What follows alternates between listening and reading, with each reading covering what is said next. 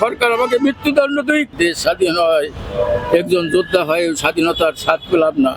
আমি বারবার বলছি আমার কথাগুলি মিথ্যা হলে আমাকে সাজা দেওয়া হোক, এমনকি সরকার আমাকে মৃত্যুদণ্ড দিক, কিন্তু এমনকি কেউ নাই যে আমাকে সাহায্য করে একজন প্রকৃত মুক্তিযোদ্ধার স্বীকৃতি দান করতে পারবে। 1971 সালে স্বাধীনতা যুদ্ধে অংশগ্রহণকারী বীর মুক্তিযোদ্ধা মোখতার হোসেনকে মুক্তিযোদ্ধার তালিকায় অন্তর্ভুক্ত করার জন্য প্রতিবাদ সম্মেলন আমি করছি। আমার নাম পরিচয় হয়েছে আমি মোহাম্মদ মুখতার হোসেন, পিতা মরহুম মোহাম্মদ চেরাগ আলী, গ্রাম পোস্ট লবণসরা, থানা মানেরিপাড়া, জেলা বরিশাল। পুরাতন বাড়ি গ্রাম হয়েছে করাপুর, বরিশাল সদর, বরিশাল। আমি 1971 সালে পাকিস্তান হানাদার বাহিনীর অত্যাচারে আমার সহপাঠী বন্ধু মিলে বাংলাদেশ থেকে ভারতে চলে যাই। আমরা 9 নম্বর সেক্টরের অধীনে ভারতের বারাসাতে টাকিপুর থুবা ক্যাম্পে যোগ দেই মুক্তিযুদ্ধ ট্রেনিংয়ের জন্য। থুবা ক্যাম্পে আমাদের থাকা খাওয়া এবং ট্রেনিংয়ের জন্য নির্ধারণ করা হয়। কিছুদিন ট্রেনিং হওয়ার পর আমি খুব অসুস্থ হয়ে পড়ি। আমাকে ঔষধপত্র খাওয়ানোর পরে এক পর্যায়ে সুস্থ হয়ে উঠি। তখন সুবেদার মেজর কবির সাহেব আমাকে নিয়ে 9 নম্বর সেক্টর কমান্ডার জলিল সাহেবের সাথে দেখা করেন। আমাদের ওই 9 নম্বর সেক্টরের কমান্ডার জলিল সাহেব তো সবাই জানেন আপনারা। ওই সময় সেখানে বরিশালের এমপি অ্যাডভোকেট নুরুল ইসলাম মঞ্জু সাহেব উপস্থিত ছিলেন। আমাকে দেখে ওনারা সুবেদার মেজর কবির সাহেবের পার্টির সাথে বাংলাদেশ পাঠিয়ে মুক্তিযুদ্ধ করার সিদ্ধান্ত নেন। কবির সাহেবের পার্টিতে আমরা 37-38 জন মুক্তিযোদ্ধা ছিলাম। পরবর্তী বেড়ে 60-65 জন হয়েছিল। ক্যাম্প হইতে আমাদের নদীর ঘাট নিয়ে যাওয়া হয়, ক্যাম্প হইতে নদীর ঘাটে নিয়ে যাওয়া হয়। পিরোজপুরের ওই তো কবির সাহেব, পিরোজপুরের সাইজুদ্দিন কাঠের নৌকায় তুলে বাংলাদেশে পাঠানো হয়। হিরন পয়েন্ট হইয়া রান্দা শরণখোলা সুন্দরবনের ভিতরে পৌঁছে। তখন অনুমান বেলা 10টা হবে। ওখানে আমাদের খাওয়া দাওয়ার ব্যবস্থা করা হলো। পরবর্তীতে সন্ধ্যার পর আমাদের নদী পার করা হবে সিদ্ধান্ত নেওয়া হলো। তখন আমাদের সাথে ক্যাপ্টেন শাহজাহান ওমর সাহেবের পার্টিও অন্য কিছু মুক্তিযোদ্ধা উপস্থিত ছিল। আমরা গোসল করে খাইতে বসবো, ঠিক সেই সময় পাক বাহিনীর গান বোট এসে নদী থেকেই বেশ কিছু সেলিং করলো। আমরা সুন্দরবনের সুন্দরী গাছের গোড়ায় এম্বুশ অবস্থায় থাকি। প্রায় 3-4 ঘন্টা সেলিং চলে। আমরা রাত্রির অপেক্ষায় ছিলাম। রাত্রে আমাদের নদী পার করে মঠবাড়িয়া থানা এলাকার মধ্যে দিয়ে ভান্ডারিয়া রাজাপুর মধ্যে দিয়ে আমাদের গন্তব্যস্থানে সেঙ্গল গ্রামে পৌঁছায়। আমরা স্বরূপকাঠির মধ্যেই অর্থাৎ জলাবাড়ির এপার এবং ওপারে অস্থায়ী ক্যাম্প স্থাপন করি। আমরা স্বরূপকাঠি, কাউখালী ও বানুরিপাড়ার বিভিন্ন এলাকায় যুদ্ধে অংশগ্রহণ করি। এমনকি স্বরূপকাঠির সরসিনা এলাকার যুদ্ধ করতে যেয়ে আমাদের সহপাঠী আমার পাশেই এম্বুশ অবস্থায় মারা যায়। তার নাম ছিল আনসার আলী। সে আর্মিতে চাকরি করতেন, বাড়ি রাজপাজা গ্রামে। যুদ্ধ করাকালীন সময় আমার পায়ে খেজুর কাটা এক পাশ থেকে আর এক পাশে ঢুকে বের হয়ে যায়। তবুও বহু কষ্টে যুদ্ধ অবস্থিত ছিলাম। দেশ স্বাধীন হওয়ার পর পিরোজপুর কলেজ মাঠে আমাদের অস্ত্র জমা নেওয়া হয়। আমার পার্টির কমান্ডার সুবেদার মেজর কবির সাহেব আমাকে একখানা সার্টিফিকেট দেন। আমার কমান্ডার সাহেব দেশ স্বাধীন হওয়ার পরেই মারা যান। এটাই আমার জন্য দুঃখজনক। আমার ভারত হাতে পাওয়া মুক্তিযোদ্ধা নাম্বার 3666। স্বাধীনের পর আমি মনে করেছিলাম যে আমি একজন ভারতে ট্রেনিংপ্রাপ্ত মুক্তিযোদ্ধা, আমার নাম অবশ্যই মুক্তিযোদ্ধা গেজেটে থাকবে। আমি দেশ স্বাধীন হওয়ার পর ঢাকায় একটি ফ্যাক্টরিতে চাকরি নেই। আমার মুক্তিযোদ্ধা সহপাঠী এবং গ্রাম দেশের কাহারও সাথে আমার তেমন কোনো যোগাযোগ ছিল না। 1975 সালে আমি ঢাকা ছেড়ে খুলনা চলে যাই, যেহেতু আমার ফ্যাক্টরি বন্ধ হয়ে যায়।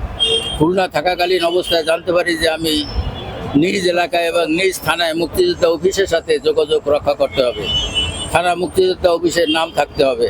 তখন আমি আমার থানা বানুরিপাড়া মুক্তিযোদ্ধা অফিসে যোগাযোগ করি। আমি মনে করেছিলাম যে তখন মুক্তিযোদ্ধা অংশগ্রহণ করি, সেক্ষেত্রে আমার নাম 9 নম্বর সেক্টরের খাতায় আছে বলে আমি মনে করি। কাজেই সরকারি খাতায় নাম থাকা মানেই আমি একজন মুক্তিযোদ্ধা। কিন্তু সরকারি সার্কুলার মোতাবেক আমি থানা মুক্তিযোদ্ধা অফিসে ও টিএনও অফিসে যোগাযোগ করি। তখন থানা কমান্ডার হাসেন বালি, ইউনিয়ন কমান্ডার আবু হোসেন বালি সাহেব এর সাথে যোগাযোগ করে আমার নাম বানুরিপাড়া মুক্তিযোদ্ধা খাতায় অন্তর্ভুক্তি করার জন্য আবেদন করি। টিএনএ অফিস হইতে ফর্ম নিয়ে সঠিক তথ্য প্রদান করে ফর্ম পূরণ করে দেই। তৎকালীন থানা কমান্ডার ও ইউনিয়ন কমান্ডার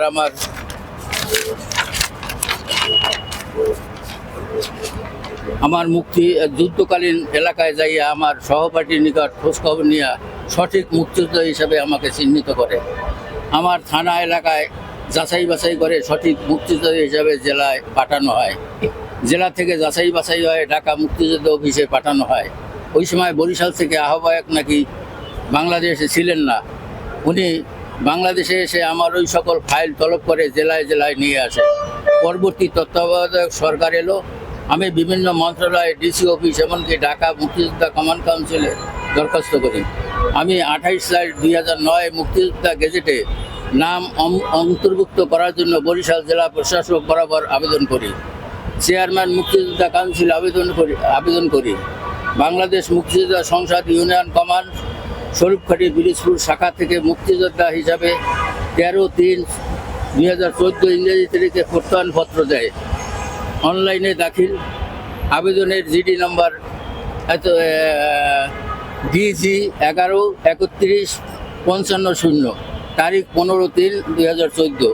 নিজেও মন্ত্রণালয়ে গিয়া বহুবার ধর্ণা দিয়েছি, বহু পত্রপত্রিকায় বক্তব্য দিয়েছি, আমাকে নিয়ে বহু লেখালেখি হয়েছে। 20 ডিসেম্বর 2016 দৈনিক আজকালের খবর পত্রিকায় আমাকে নিয়ে প্রতিবেদন দিয়েছিল। পরবর্তীতে আমার যাচাই বাছাই হবে এই আশায় কেটে গেল কয়েক বছর। যখন যাচাই বাছাইয়ের সময় এসে তখন আমার সহযোদ্ধা মুক্তিযোদ্ধা 3 জনের উপস্থিত করি। তাদের গেজেট নাম্বার, ফোন নাম্বার, স্বাক্ষর সব সঠিকভাবে দেওয়া হয়।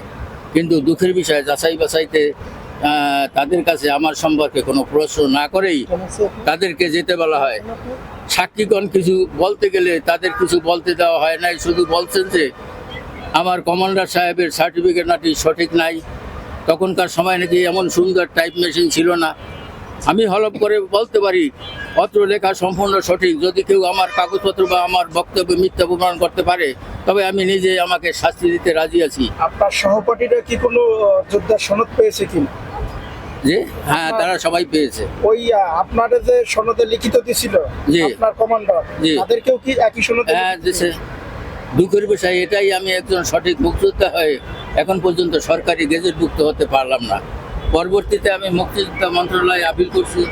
আমার আপিল সিরিয়াল নাম্বার যথাক্রমে 13,649, তারিখ 6 জুন 2017 ইংরেজি তারিখ। আমি অনেক অপেক্ষা করে আপিলের কোনো সংবাদ পাইনি। এখন আমি আশাহীন হয়ে পড়ছি যে হয়তো আমার জীবিত অবস্থায় এই আপিলের সুরা হবে না। আমার বয়স প্রায় 70। এই জীবনে দেশ স্বাধীন করার স্বাদ কি পাবো না?